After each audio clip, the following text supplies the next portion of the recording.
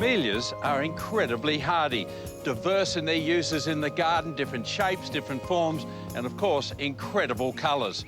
And the Aussies have been part of the international breeding program, creating new ones from the time they arrived here just on 200 years ago. They're really tough, hardy plants. They'll grow in flower in full sun. There are even varieties that'll flower and look beautiful in the shade. They look terrific in a garden or just a couple in a pot at the front door or on a balcony. They're so versatile, camellias. Evergreen, lush, and when they come into bloom, it is just glorious. The flowers can be huge and really dramatic, capture your attention. Or there might be tiny, exquisite flowers that you have to get up close to enjoy. Some of them today even have perfume. You know, it is not a garden without camellias. Now here at Paradise Gardens, there is a great collection of some of those new varieties and some of the basic species. This is an incredible introduction called Spring Festival. There are so many of them, it's actually busting the branches out with beauty.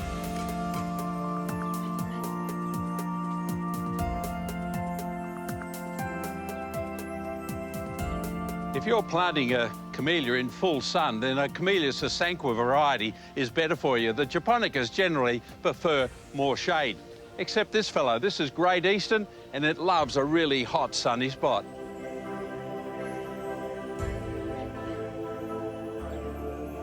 So what the plant breeders have been doing here and elsewhere is crossing two different camellias or hybridising them with different qualities and see what they come up with. Now, this fellow here is a basic camellia species, and this one is a japonica variety. The cross result is this beautiful plant here. It's unnamed yet, and it took 10 years, but it was worth the wait. What a cracker.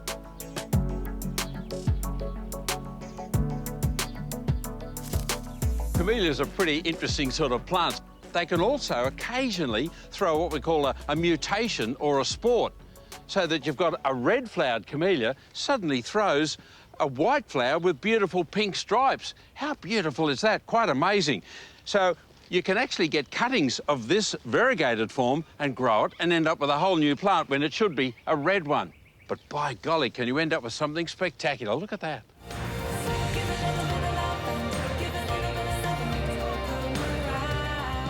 One species we haven't touched on is Camellia reticulata. They're bigger plants, but wow, look at the flowers. They are just huge. They can be up to 20 centimetres across. This is red crystal, and the pollen just pours off there underneath, coming down. They're so sensational. It's a beautiful plant. And this is possibly the rarest camellia of them all. It's now known as Camellia nitidissima, and it has these beautiful flowers that hang down like bells. These leaves are what we call quilted, glossy green, and a beautiful texture on them. It's growing in this shade house because it's a shade-loving tree. It comes from the forest floor. They're quite rare, quite expensive, but I'll tell you what, they're a beautiful flower to grow.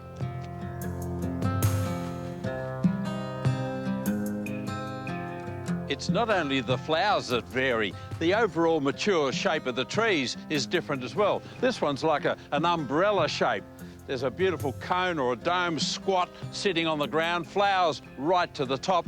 Then there's a pillar, like a telegraph pole with flowers. And again, it's got blooms right to the very top. They're all different.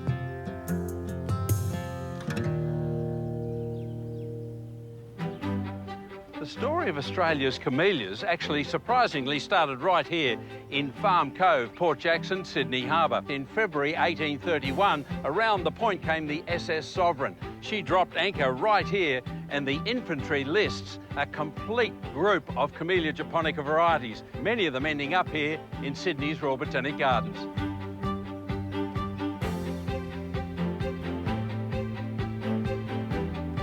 They're relatively easy to look after. What sort of soil conditions do you have here? Do you have to mulch them every year? Mulch is good. You want to keep a consistent soil temperature and moisture.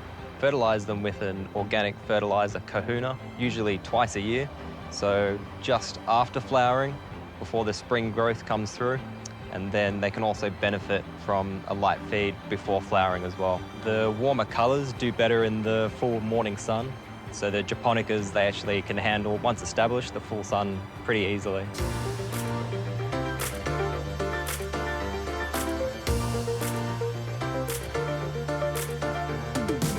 The breeding of the modern camellia is very complex because it has literally hundreds of different parents, different species that have all come together. So when you start looking at all those different characteristics, they all bring something to the party. Now, it might be the Williamsii hybrids. Look at them. They're strong, vigorous, and they're self-cleaning. How good is that? When the flower's finished, it drops off, and then a new one comes out. Of course, they're not all as spectacular as that. There's even one that's called Camellia azalea. Look at it here. Single, beautiful, red, with a little boss of stamens in the centre. But something that only came in late 20th century was perfume. Now, this is Camellia luxuensis, which introduced that perfume.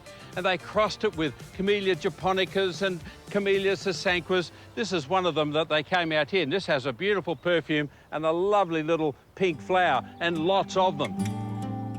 It's a really complex world, the camellias.